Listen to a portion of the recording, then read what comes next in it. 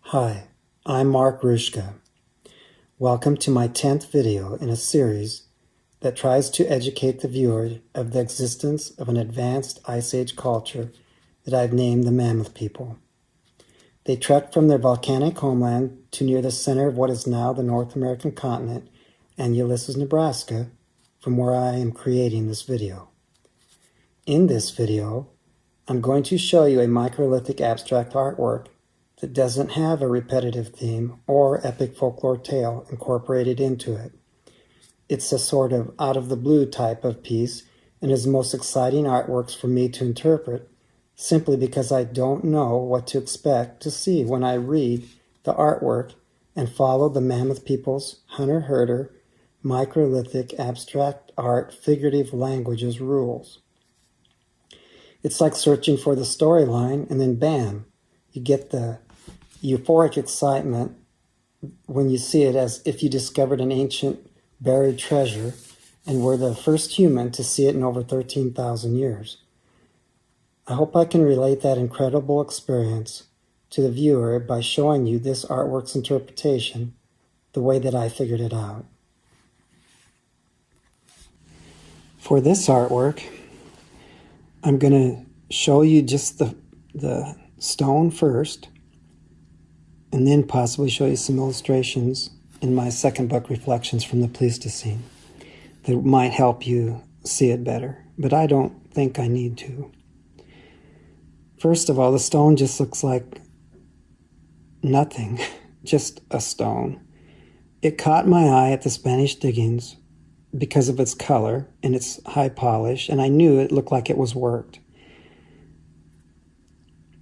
It's got black, purple, white.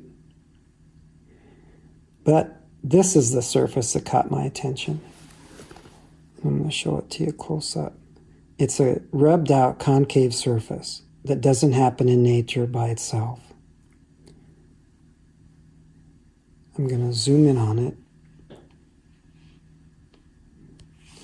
so that you can get a better idea. If we look along this edge, you can see how it's rubbed out concave.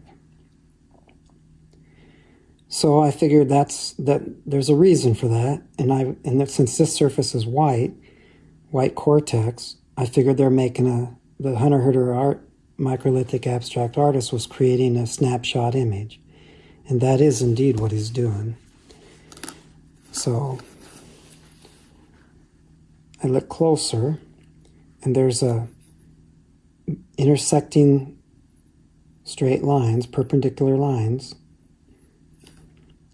And that always tells me to line it up so that that's level with your gaze and this is vertical with your gaze. And lo and behold, when you do that, you will see that that's like the crosshairs in the scope of a rifle. Centered in the middle of this concavity, depression, is the reflection of the inexperienced young lad who had crawled into a cave on a snowy winter day and come face to face with a short-faced bear, a slumbering short-faced bear. That's his right eye, his left eye, his nose, his grimacing mouth, his chin. He's got a hood on his head, and he's laying on he's prone, he's laying on his stomach, crawling into the cave. This is his back, and there's hands down here. His arms are down there. Just stare until your eyes adjust to the subtle differences in the stone, and you are seeing him through his own eyes as a reflection. So what is he reflecting off of? It's dark in there, and there's bright light outside. It's a sunny, snowy day outside, so it took time for his eyes to adjust, and they're wide open. And then he realized he came nose to nose, face to face, with the slumbering, short-faced bear that was waking up.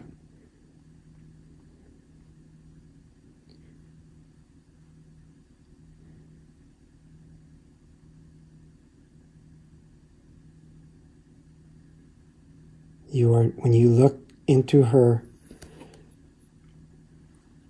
right nostril, you'll be seeing her the way that he first saw her. When she's laying there sleeping like this, the depression is in her head is to show that she's lying on that side. And she wakes up and turns to her left to check out how her newborn cub is doing. She just had a baby cub and it's nursing, so she's checking it out. And he's just stunned right in front of her like this. Does she see me? So when she turns to her left, she's lying down like this. I want to make sure you see everything. That's her partial open left eye, her ear, her laid back left ear, the top of her head, her snout. Can't miss her bare snout. It's just incredible.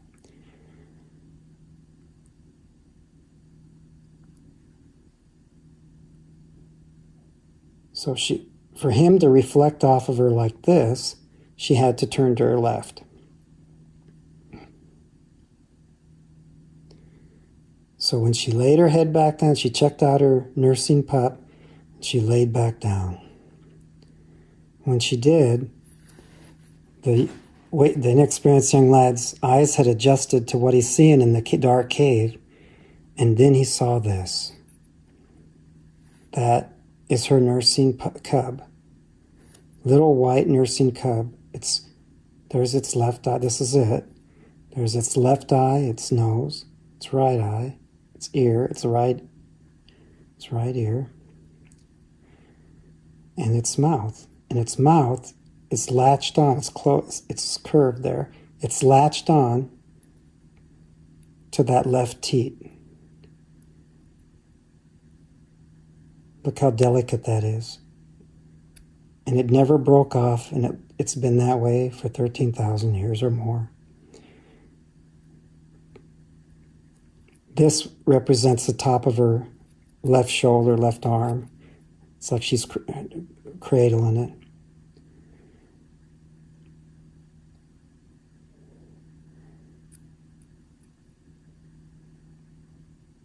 Now watch.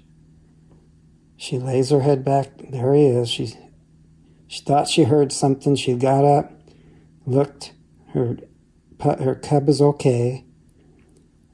He's just scared stiff, frozen, and hoping that she'll lay back down when he realizes he's face to face with a short-faced bear. She plops her head back down, goes to sleep, and he sneaks out of the cave. Well, as he sneaks back out of the cave, and he reflects off of her left shoulder. I'm going to try to get you to see this. There's a microlithic snapshot image. He rubbed down through the cortex to create this. If I can just hold it steady, my hands are shaking.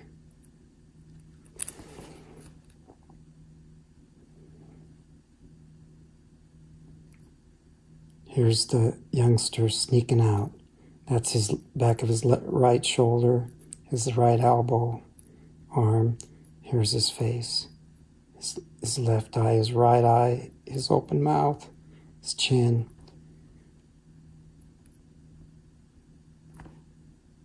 He's sneaking back out. Freeze his face into your mind's eye. It's the front right side view of his face, a young lad's face. We're going to zoom in to see him close up. But to do that, we take a step back. And we just simply look right here. This is his face, reflecting the sunlight from outside as he goes out the cave. It's shadowy. So there's his left eye, right eye, his nose, mouth, chin, cheek. He is an opposing head to the slumbering short-faced bear. They're sharing the backs of their heads. They're in each other's heads, but they're really not thinking of each other because she doesn't know he's there. But in this case, he's the predator. She's the prey.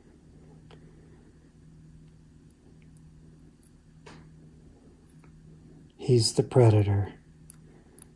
Unreal.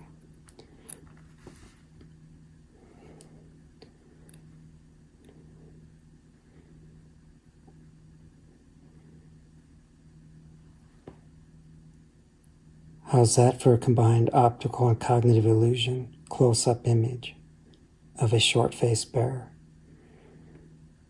Nobody's seen one in person, and this is as close as you're ever going to see one, nose to nose, the way our young lad did.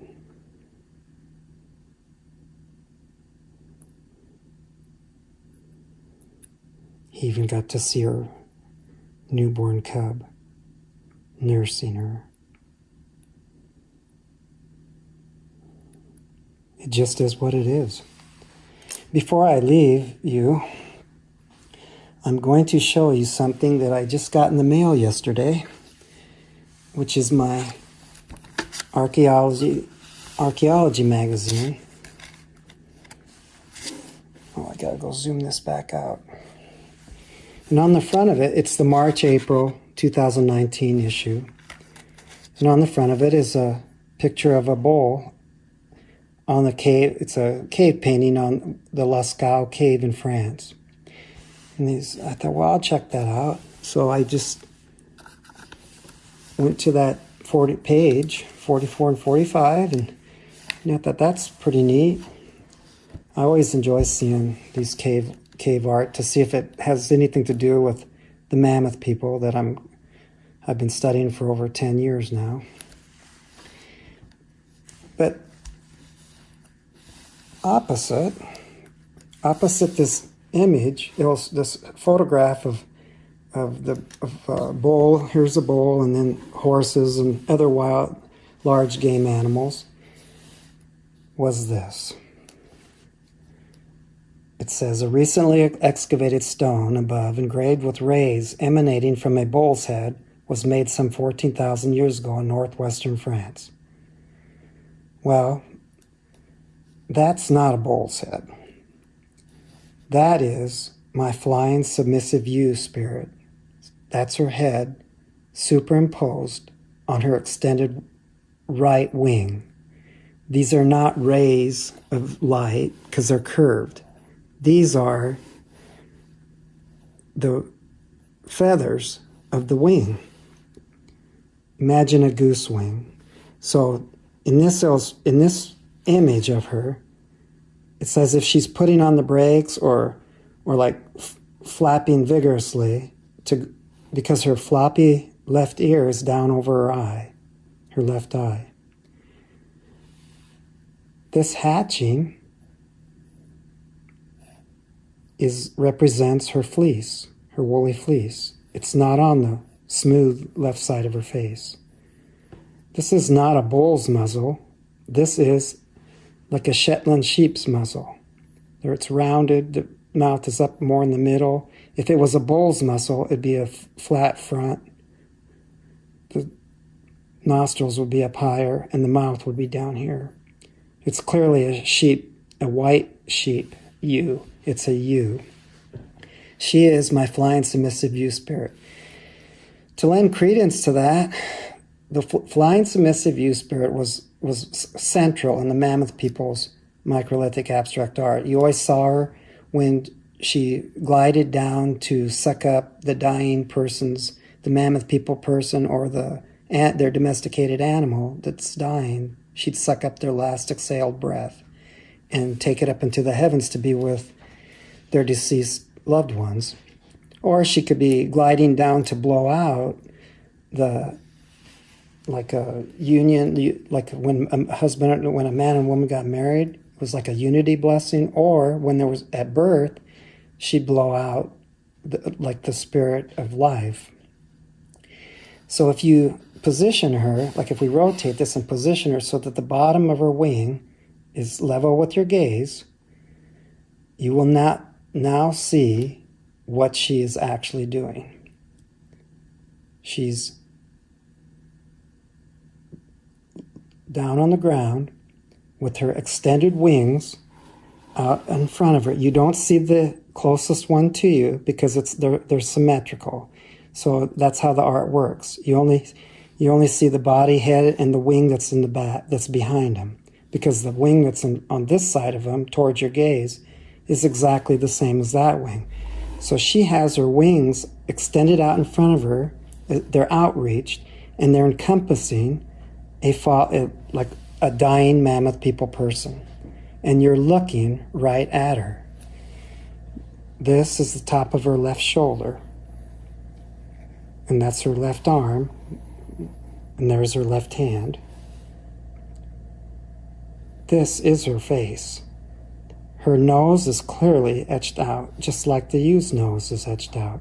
There's her half-closed left eye. And then she's got a hood up over her head. That's clearly an etched out hood. Why are these lines cutting across the rays if they're rays radiating out from a bull's head? This line, the front of the submissive ewe's face, is the front of her hood, the front left side of her hood, the dying herdswoman's hood. So now you can imagine, and then here's her mouth. It's open with this coming out of it. That's her exhaled last breath. And the flying submissive ewe spirit is now down on the ground her head is against the left side of the dying woman's head. Her wings are encompassing her body to catch that spirit and suck it up. You can even see it. She's sucking it up. This woman is dying. She's exhaled her last breath, which is her spirit. You can clearly see, like here's her left arm, her left hand is laying out in front of her. She's lying prone, and her palm is up. That's her left thumb, her thumbnail, her left index finger.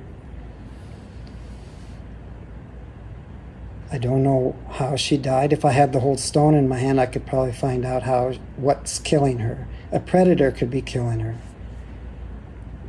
But at the moment of her death, the flying submissive ewe spirit is sucking up her last exhaled breath. This ear is that when you position, this ear would be hanging straight down. It also represents the hair bun that woman has over her ear under her hood. But when you're in this position with that ear hanging straight down, then you know that this is exactly the way you should be viewing it. The flying submissive ewe spirit glided down and is now sucking up this dying woman's last exhaled breath. It just is what it is.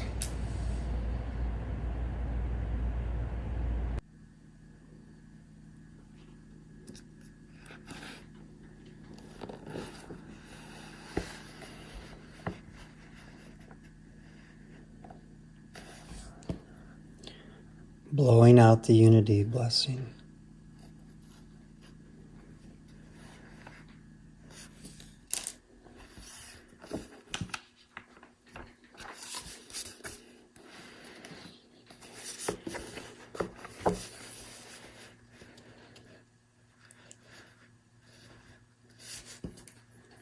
Sucking up the last exhaled breath of a dying herdswoman. I sketched that in March of 2013. Lion attacks is killing her. Her spirit being sucked up. Right wing, notice the floppy ear. Notice the woman's bonnet.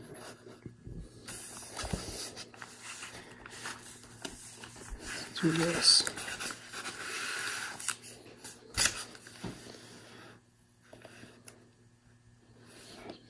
Look familiar?